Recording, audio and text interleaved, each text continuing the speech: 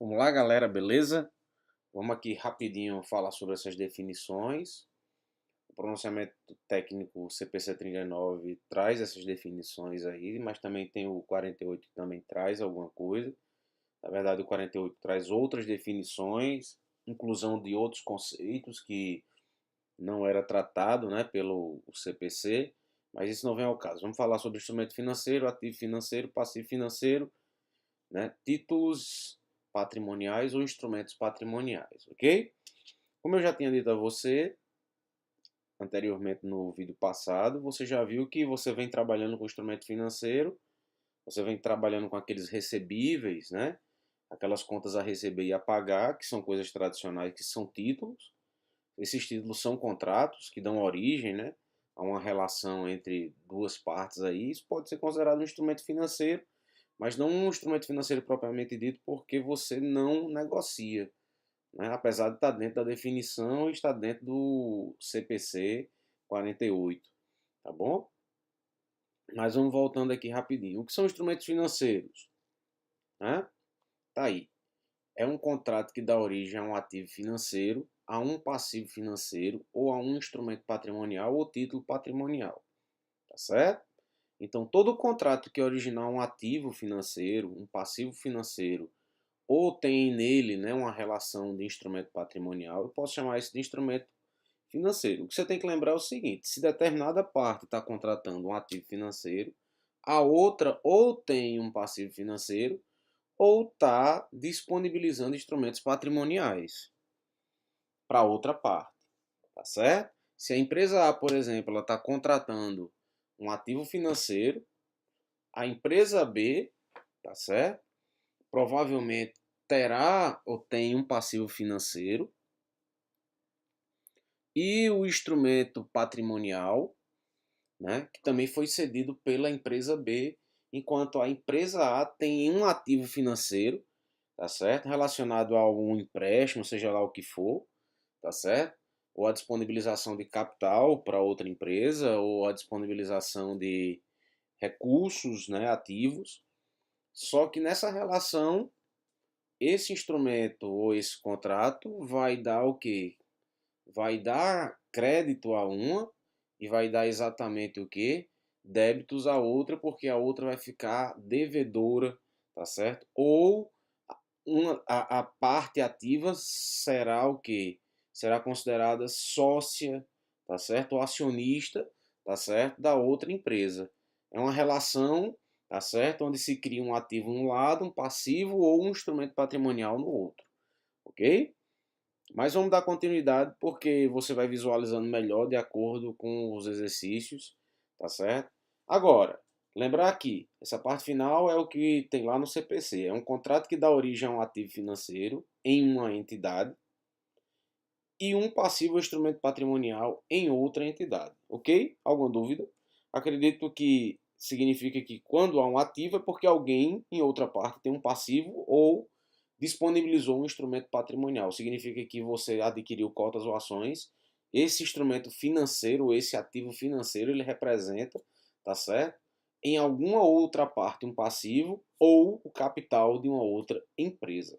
Ficou fácil de entender. Entendendo que todo instrumento financeiro, né, ele vai ter que gerar caixa para alguém, alguém vai sair ganhando, tá certo? Então vamos aqui ver rapidinho. Vamos aqui ver rapidinho. O que é o ativo financeiro? Tá aí.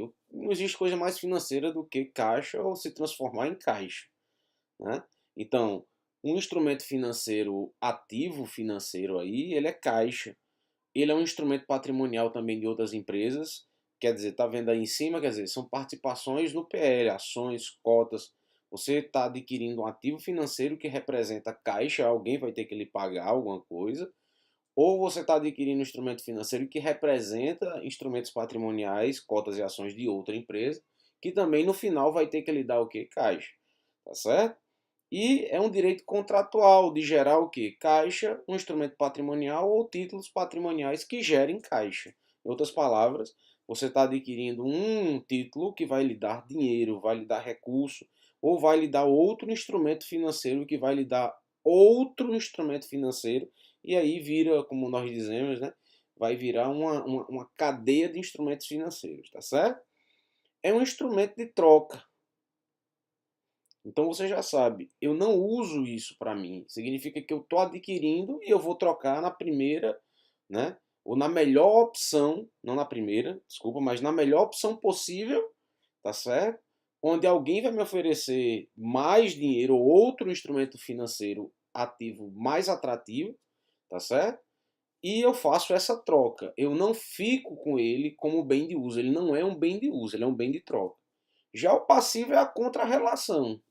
Como eu disse a você, eu posso adquirir um ativo financeiro e a outra parte lá está se obrigando a pagar e liquidar, tá certo? Esse instrumento financeiro ele vai ser liquidado lá e esse dinheiro vem para mim, porque é uma relação de ativo com passivo aí. Então, uma obrigação contratual de entregar caixa, né? Significa que quando eu tenho um passivo financeiro, eu vou ter que pagar caixa a alguém.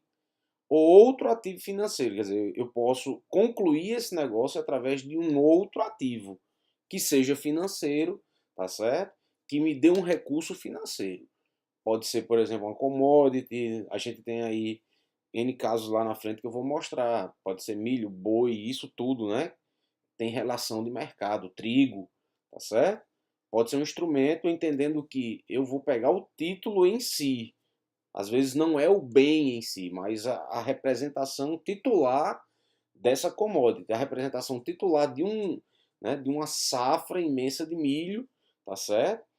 Que eu estou adquirindo nesses mercados aí da vida que você sabe que são relações extremamente complexas. Você vai adquirir o título de propriedade dessas commodities aí. Aí vamos lá. Uma obrigação de liquidar um instrumento financeiro com outra entidade sob condições que são potencialmente desfavoráveis para a entidade. Quando eu estou adquirindo, todo mundo sabe, um passivo financeiro e essa relação ela vai ficar melhor visualizada quando eu falar, por exemplo, de contrato de empréstimo e financiamento. Você quando pega um financiamento, por exemplo, eu vou dar esse exemplo porque vai visualizar melhor na sua cabeça o que é esse potencialmente desfavorável para a entidade.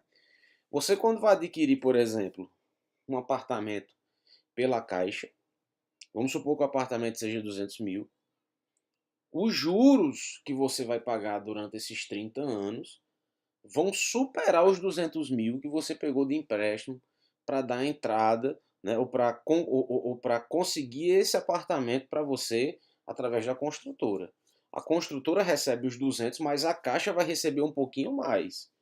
Tá entendendo? Então você está adquirindo um ativo, nesse caso eu estou falando aqui de um ativo não monetário, no caso um imobilizado, né? Mas você está vendo aí, quando eu estou adquirindo esse empréstimo, esse financiamento, o que é que acontece comigo? Eu estou adquirindo nas condições mais desfavoráveis para mim. Eu estou conseguindo uma quantia de dinheiro, mas eu vou às vezes ter que pagar uma quantia maior, tá certo? Do que aquilo que eu adquiri. Então fica mais fácil de você visualizar. Agora, tudo isso daqui são títulos que se efetivam, tá certo? Através de instrumentos financeiros que vão gerar caixa para alguém, enquanto outras pessoas vão perder caixa ou fluxos de caixa nesse processo todo, ok? E por fim, nós temos aqui os instrumentos patrimoniais, que são os mais fáceis de ser visualizados, porque né, é um contrato que evidencia uma participação dos ativos de uma entidade após a dedução de todos os seus passivos. Quer dizer, ativo menos passivo, né? Ativos financeiros menos passivos financeiros, aí vai ficar exatamente aquilo de financeiro que o capital representa. Então, em outras palavras, normalmente são o quê? Ações. Ações ou cotas, mas via de regra no mercado, principalmente mercado financeiro, eles trabalham com ações. Ok? Fica fácil de visualizar assim, tá certo? Nesse rol, tá certo? Aqui, os instrumentos, nós temos também os derivativos, que para mim está dentro de um tipo de mensuração semelhante, né? Utilizando o valor justo aí, é semelhante ao que nós chamamos de valor justo por meio do resultado, se for negociável e se a intenção for a negociação, ele vai se enquadrar bem aí na questão da negociação, ok? Então, o derivativo, gente, é exatamente um instrumento financeiro cujo preço, tá certo? O preço, de uma forma mais simples, tem um slide que fala sobre isso, mas eu já vou adiantar, é um instrumento financeiro que o preço de mercado dele vai derivar do preço do mercado de um bem ou de um outro instrumento financeiro que não é ele, que não é esse título, que não é, na verdade é a derivação de um outro bem. O bem puxa esse bem, fazendo com que seu preço, né, venha variar. Vamos dar uma definição aqui rapidinho, essa definição que está lá no CPC, tá certo? Ele nem diz que é definição de derivativo, na verdade ele vai qualificar o derivativo muito mais do que definir. Né? O que o derivativo, né, em seus qualitativos tem? Primeiro, o seu valor altera-se em resposta à alteração da taxa de juros, preço de instrumento financeiro, preço de mercadoria, taxa de câmbio, índice de preço de taxa, avaliação ou índice de crédito, outra variável, desde que, no caso de variável não financeira, a variável não seja específica de uma parte do contrato, às vezes determinada ou subjacente. Então, em outras palavras, o derivativo ele varia dentro dessas possibilidades aí, quer dizer, qualquer coisa pode fazer com que o seu bem original, né, venha a variar. Então, toda essa relação aí com esse instrumento financeiro chamado derivativo vai acabar também tendo a relação de perdas e ganhos de forma indireta. Quer dizer, o bem original ele tem uma queda no mercado e o meu derivativo, que é esse título que colabora, né, com esses instrumentos financeiros aí, esse instrumento financeiro ele acaba tendo o quê? Tendo uma relação com o bem original ou com outro instrumento financeiro. Aí vamos lá, não é necessário qualquer investimento líquido inicial ou investimento líquido inicial que seja inferior ao que seria exigido para outros tipos de contrato que se esperaria que tivesse resposta semelhante às alterações nos fatores de mercado e é liquidado em data futura. Então, existe essa característica no derivativo que é o que? Eu tenho condições, tá certo, de adquirir esse instrumento financeiro derivativo, às vezes sem dar lance ou qualquer tipo de investimento líquido inicial, ou eu adquiro ele, pelo menos de forma inicial, pelo um valor um pouco inferior àquilo que outros contratos, na verdade, exigem que seja um valor X. Então existe essa possibilidade. E qual é a outra característica? Ele é liquidado no futuro, ele não é liquidado agora. Entenda, gente, que eu não sou professor de finanças, eu estou apenas dando tá certo? Aqui tentando clarear para você o que é um derivativo, tá certo? As disciplinas de administração financeira, mercado financeiro, finanças, são mais qualificadas para fazer com que você entenda mais ou menos o que é um derivativo, como funciona, como esses cálculos aí funcionam. Eu estou apenas falando do CPC e aquilo que o CPC me dá, tá certo? Mas para clarear de uma forma mais fácil, tá aí, derivativos, instrumentos financeiros cujo preço de mercado deriva do preço de mercado de um bem ou de outro instrumento financeiro. Vamos dar exemplos aí de derivativos. Nós temos aí soja, algodão, boi gordo, café, tá certo? Que influencia esses títulos que estão aí, que derivam exatamente dessas commodities que eu estou falando aí, soja, algodão, boi gordo, café, milho, tá certo? Então, as operações derivadas, inclusive isso está no CPC, são mercado a termo, mercado futuro e mercado de opções. Se der tempo, entendendo que nós temos outros, né? Nós temos outros assuntos a serem batidos.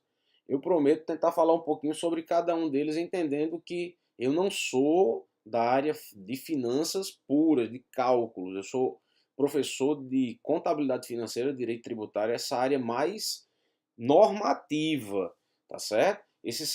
Essas coisas relacionadas a mercado a termo, mercado futuro, mercado de opções, isso é mais mercado ou disciplinas de mercado financeiro ou disciplinas de administração financeira. A minha visão aqui é uma visão normativa técnica de como contabilizar esses derivativos.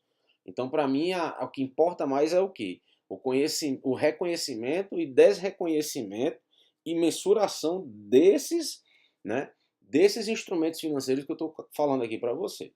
Tá bom? Então, a nossa meta é como instrumentalizar, reconhecendo, tá certo? Desreconhecendo e mensurando esses objetos chamados instrumentos financeiros na nossa contabilidade. A parte de cálculo, essas coisas de mercado, sei o que, isso fica para disciplinas, tá certo? Correlacionadas a mim, que vão falar bem melhor do que eu, porque eu não trato muito, eu sei um pouco, mas eu não sou especialista, inclusive, para explicar esse tipo de mercado aqui, ok? Então, no próximo vídeo nós nos encontramos e fica com Deus, tá? Até a nossa próxima aula, se Deus quiser, presencial.